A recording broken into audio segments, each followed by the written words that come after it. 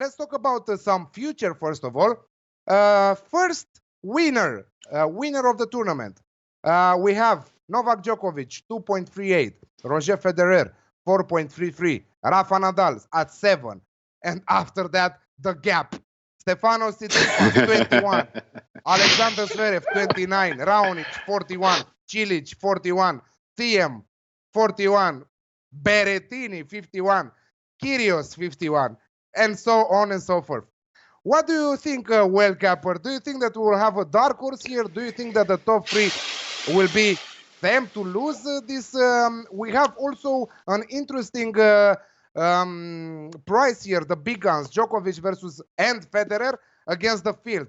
Djokovic and Federer 1.44, the field 2.5. What do you think? What is your approach? You will go with many underdogs and you will catch out in the fourth quarterfinals there, or you are going to take a winner and hope that he will go all the way? Yeah, boy, I think I do see some. I think both, honestly. I think on the men's side of the draw, the men's is. I'll go so far as to say this: the men's draw looks more effective to attack than the women's draw. The women's draw is so wide open. I mean, literally, take a lotto ticket and enjoy 2 weeks of watching amazing tennis because it is wide freaking open. The men's side, on the other hand, there legitimately are only 3 people who can win. Period. You have Djokovic, Nadal, and Federer. One of those 3 will win. I've tried to talk myself into Nadal for a couple of weeks now.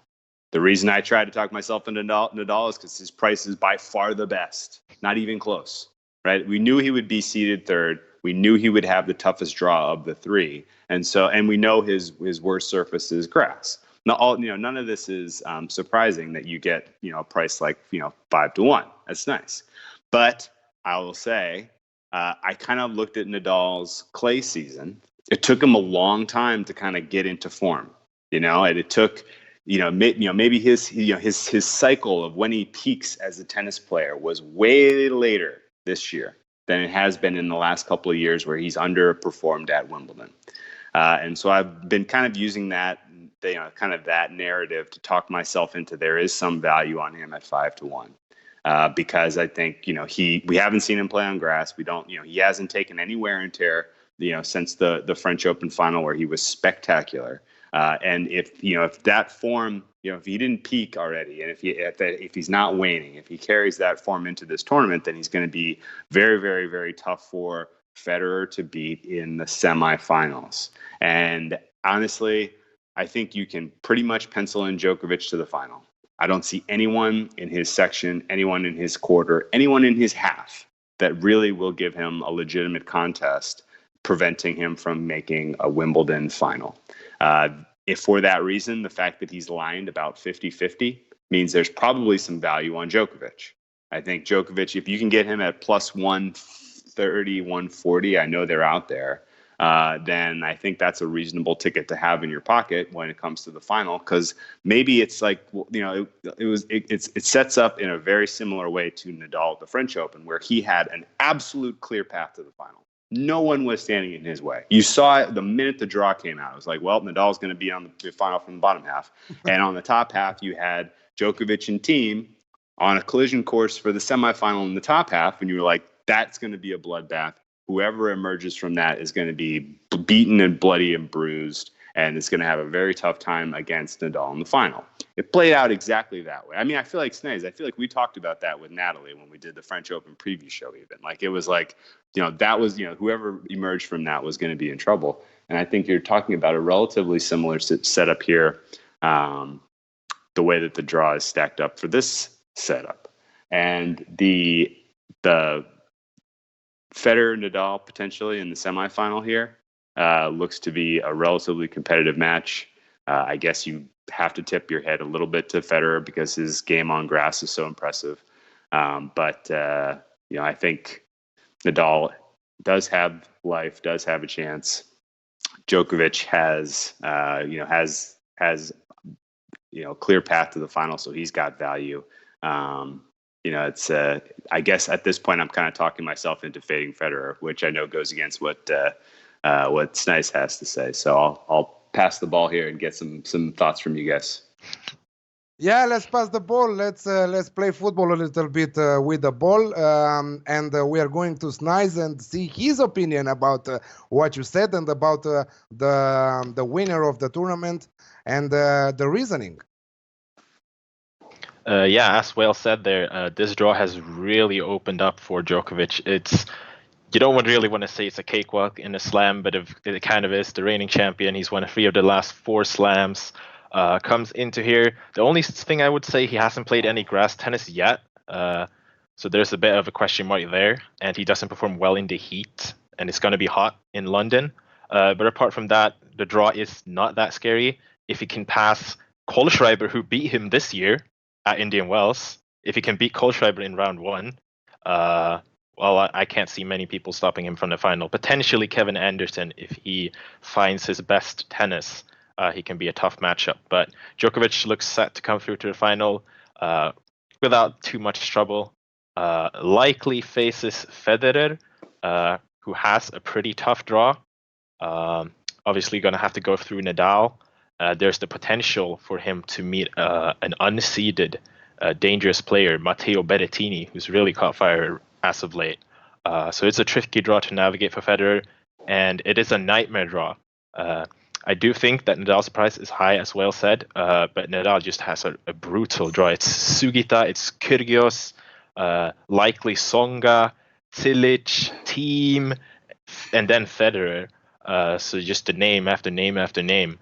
So Nadal might be the one who's battled and bruised by the time he gets to even the semifinal. So I don't think there's going to be much stopping us from seeing a Djokovic-Federer final. And to have an outright ticket on either of those would be the recommended way to go. Djokovic Federer final priced at 4.0. I think that is a good approach. Going on with the quarters, I don't think that we should talk about Djokovic quarter. He is priced at 1.44. After that, we have Stefano Tsitsipas at 8.5. Felix Auger-Aliassime at 11, Medvedev at 17, Goffin at 26, and so on. After that, we have an interesting quarter here. This is what I want to talk with you guys about it. Second quarter, Alexander Zverev, 5.5, Milos Raonic, 6.5, Kevin Anderson, 7.5, Karen Khachanov at 10, Stan Wawrinka at 10, Bautista Agut at 15, Lopez at 15. So, this is the value. This is the value quarter. Me personally, I will go with Stan Wawrinka at 10. I think that he represents, I think that the value is on him. Zverev with a choke every time he's playing at majors here. So I don't know, maybe you have another opinion. Well, what do you think about this quarter? I've been looking at this one all morning. Trying to talk myself into someone who's not a name, someone not at the top of the price list. You're right, Zverev chokes in every in every slam we've seen him playing. We've never seen him really put together an especially impressive run at Wimbledon. His best, this if this was a year ago, if this was 2 years ago, you would pretty much pencil Raonic and Zverev into a quarterfinal matchup and say whoever wins that is going to go on. And the last time we saw that, it was Raonic, and he went on and lost to Federer. But looking at kind of both guys' form currently, it's not impressive, which you would think would open up value for a guy like Karen Khachanov. I think that's probably where I'm going with this second quarter in terms of who emerges. I've liked the way that Khachanov has played throughout the season. I like his game for grass. I think he's got the power to be able to put away winners and keep points short. And if he's got to serve on any given day, then he should be dangerous. He's also got by far the easiest path to the fourth round of anyone. I don't think that, obviously Feli Lopez is, again, 2-time Queen's champion, and he's going to have to beat him in the second round. But Feli Lopez, by the time he gets to Wimbledon, you can't expect him to win a best of 5 set. He's just gassed. He's too much he's burned all of his reserve at Queens at this point, and he's just here for a paycheck, I would guess. So I think Khachanov can get to the fourth round fairly easily. And in that fourth round matchup, if he can take out Zverev, then he should have a clean shot at whoever comes out of the top half of the second quarter. Kevin Anderson is a fair guess at that. Raonic has a chance. I'm not interested in a Stan Wawrinka price here. He's been way too inconsistent on grass over the course of his career. I know he wants to get some points. I know he wants to go deep into this tournament so he can up his ranking, so he can be better situated to try to take a crack at the U.S. Open. But it's the grass is just it's not his game. It's not his bag. He's going to have a tough time in that spot. So I'm going to look for Khachanov here to come out of the second quarter. Wait to see if he will meet Alexander Zverev later in the stage, because Alexander Zverev has two tough matches at the start. Irgi Vesely. After that, I presume that he will play with Damir Djumur. After that, he might meet Benoit Paire. So you never know with Alexander Zverev there. And also, I think Khachanov will have a tough time with Bautista Agut, if you ask me, in the third round. But anyway, that's your opinion. I respect it. So Khachanov on this quarter, what do you have on this quarter, Snize? Like Whale said, it's a pretty competitive quarter. We have a couple of big names here. I think there are question marks over pretty much every single big name here. Looking at the draw, for example, we had Guido Pella, who beat Marin Cilic last year. He comes in here without a grass win.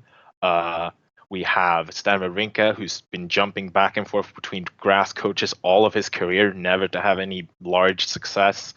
We have Milos Raonic, who has injury doubts over his head. We've got Zverev, who obviously chokes in slams, not reliable. And to me, that leaves Kevin Anderson and Karen Khachanov. Kevin Anderson has been struggling with tennis elbow for the majority of this season. But obviously, many people will have remembered his run to the Wimbledon final last year, defeating both Roger Federer and Isner in 5-set epics. He did look a little bit rusty, but apart from that, he looked better than I would expect him to do in his comeback on grass. And I think if he gets firing, Evan Anderson is the guy I would back there to emerge out of that one. Well, two great bets from that quarter. Do you have anything from the other three quarters? Because obviously we have Roger Federer at 1.73 to win his quarter, followed by Isner at 15, Kenny Shikori at 15. So for Federer, that quarter looks very, very easy.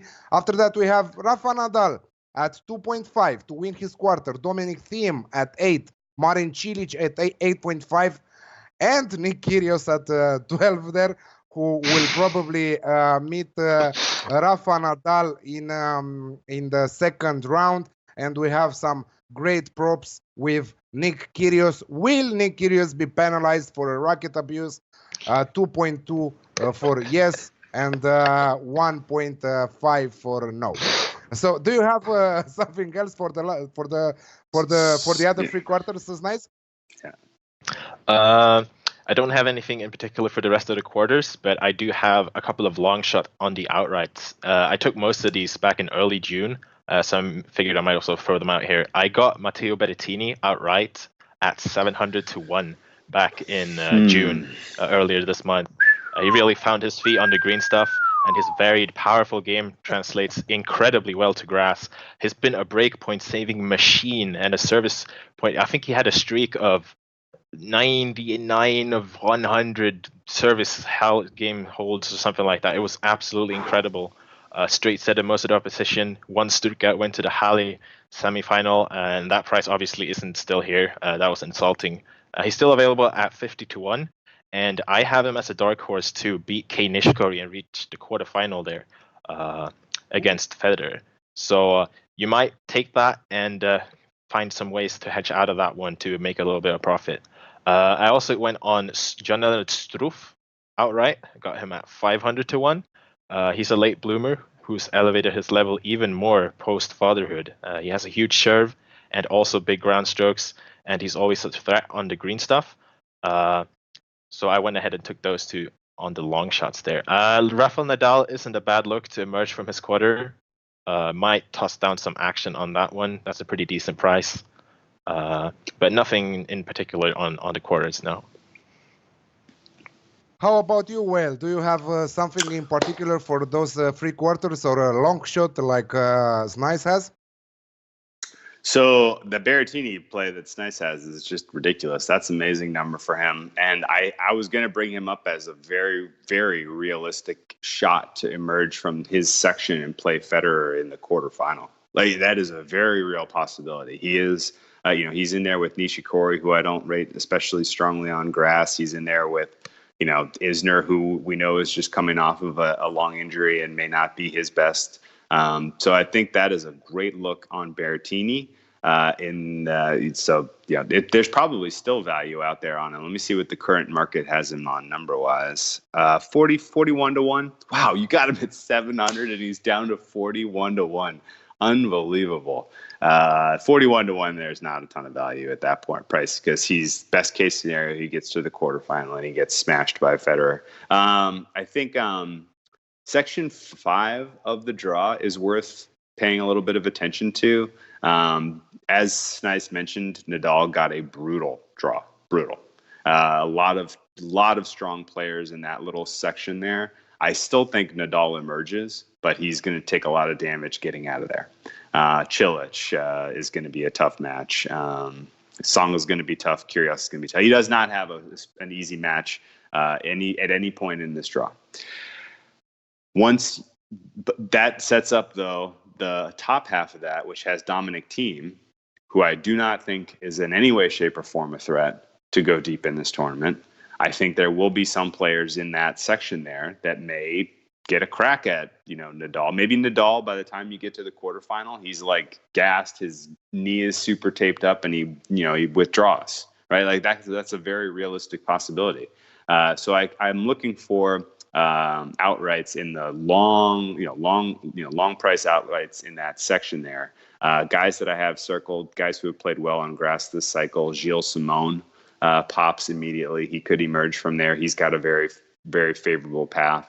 Fognini even, he's played amazing tennis this year. He's gone deep in Wimbledon before. He gave Andy Murray hell a couple of years ago deep in the tournament. Looked like he could have gone the distance there. So yeah, I like in that section. I like Fognini, Simone, and Christian Garin, the Chilean young kid from Chile. He's shown some pretty decent form on grass. He's a good young emerging kid. He could make a little bit of a run here, and you can get all 3 of those guys for prices that I think are under market, just because they may wind up in the semifinals by accident if Nadal ends up getting hurt or pulling out, or just is vulnerable in that quarterfinal matchup. So I'm looking at Simone right now is 232 to 1.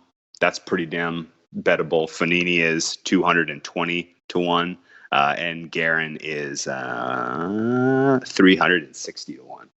So those are the 3 real long shots that I think still have value. They're all in the same section, so you're really only expecting one of those guys to emerge and have a crack at a beaten, bruised Nadal in the quarterfinal there, or get through to the semifinal.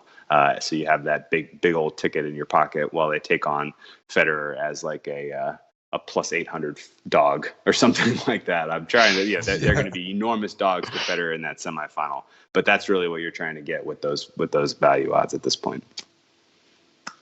Okay, we are finishing with some props. First time winner, 3.5. Highest number of games played in a match, over 68.5 games in a match, priced at 1.87. Largest margin of victory, 13.5 at 2.0. Do you think that someone is able, one of the top 3, is able to cover that minus 13.5 line in the entire tournament? I'm going to say if yes. Novak Djokovic faces Malik Jasiri in the second round, I think he covers that. Yeah, I think he blows him out of the water. Apart from that, it is grass, so it's going to be very tough. Obviously, service breaks are at a premium at the surface. So it would have to be one of the gargantuans in an early round just smacking some someone who's just there to take some money and run with it, basically. So it's unlikely. But I'd say if Djokovic faces Jesse, yeah. Do you think it's a good price there, Whale, to take that? 2.0. Yeah, I think it's worth it. I think there'll be a couple blowouts. It's been in round one especially. There are some huge lopsided mismatches, and Federer doesn't like to. Federer, I think, is obviously he's set up well to make a decent run here. I can think of a lot of week one center court matches that Federer's been in where he's covered that spread because he likes to take care of business pretty quickly. He doesn't want to be out there, toiling away, burning his reserves that he's going to need for week two. So I think there's a lot of opportunities for that. If you can get at that, would you say it was 2.0 basically? 2.0, yeah, 2.0, yeah, double your money. Yeah, that's worth a swing. You got 63 matches, right? There's a lot of opportunities. Yeah, exactly. You have more than 63 matches, I think, that because we have also a prop highest number of total matches completed in 3 sets over 59.5 matches at 1.87. Total matches completed in 4 sets over 35.5 matches at 1.87. Crazy. Shop around for your odds because there are plenty of prop bets offered by your bookies and you don't know about them, and they have plenty of value. And some long shots here. Novak Djokovic to win the tournament without dropping a set at 17. Roger Federer without dropping a set to win the tournament at 51. I think that at 51, that is huge. But I don't think that Federer will not drop a set because from the quarters and after he will meet the big guns there. So finishing with the men's part with your favorite bets for round one, Snize. Just to recap that prop bet of over, I think it was 68.5 games. What was that priced at? Highest number of games played in a match, over 68.5 games. Mm-hmm. What would the price for that? 1.87. Okay, I might take a shot with that because I'm seeing a matchup here with Berrettini and Isner in round 3. That seems extremely likely to go over that number. I think it's going to be tiebreak city, coin flips left and right. Very likely goes 5 sets, and then they'll just keep playing. I don't see either player breaking serve that often there.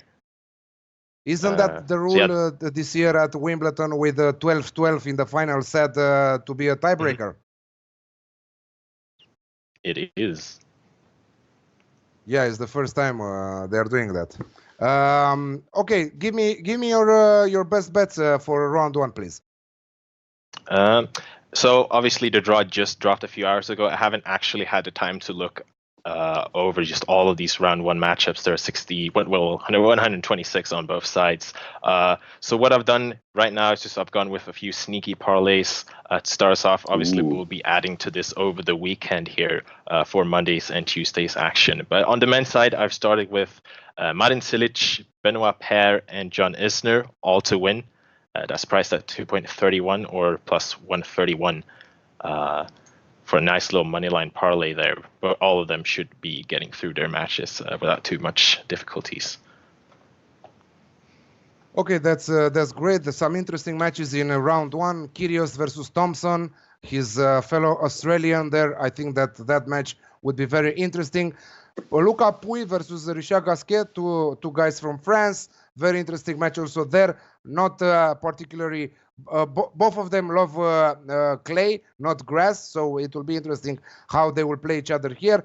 Dominic Thiem versus Sam Querrey. I think that this is the most interesting match of the first round on the men's side. And finally, Fabio Fognini versus Francis Tiafoe. I think that this will be an exciting game too. What do you have for us, Will? Do you have any top bets for round one? Yeah, so my 3 favorite looks are all overs, game overs. The Cilic Manarino match should be a very, very competitive match. I like Cilic to come through there, but I don't believe it'll be easy. I like over 38 games there. Chardy versus Klizan also. Then all three of these matches also pop because I have a relatively high likelihood of there being more than one tiebreak as well. So Cilic Manarino over 38, Chardy Klizan over 37.5. And Giron Lopez over 38. I think all three of these. I think we're all in all three cases. We're talking about 4 sets at a minimum, 2 tie breaks at a minimum. So I think you have value on over games over in all 3 of those looks. Those are my favorite for round 1. As far as players who underdogs who I think have a legitimate shot at an upset, I'm going to point to. I'm going to go to Ruben Bellmans against Stan Wawrinka. I've seen Stan lose in round 1 of this tournament an awful lot of times. I think Bellmans will likely not be able to take it the distance and pull off the upset. So I'm going to back Bellmans on the handicap, which is plus 5.5 games. And then the last one I had circled. If we want something exciting here, I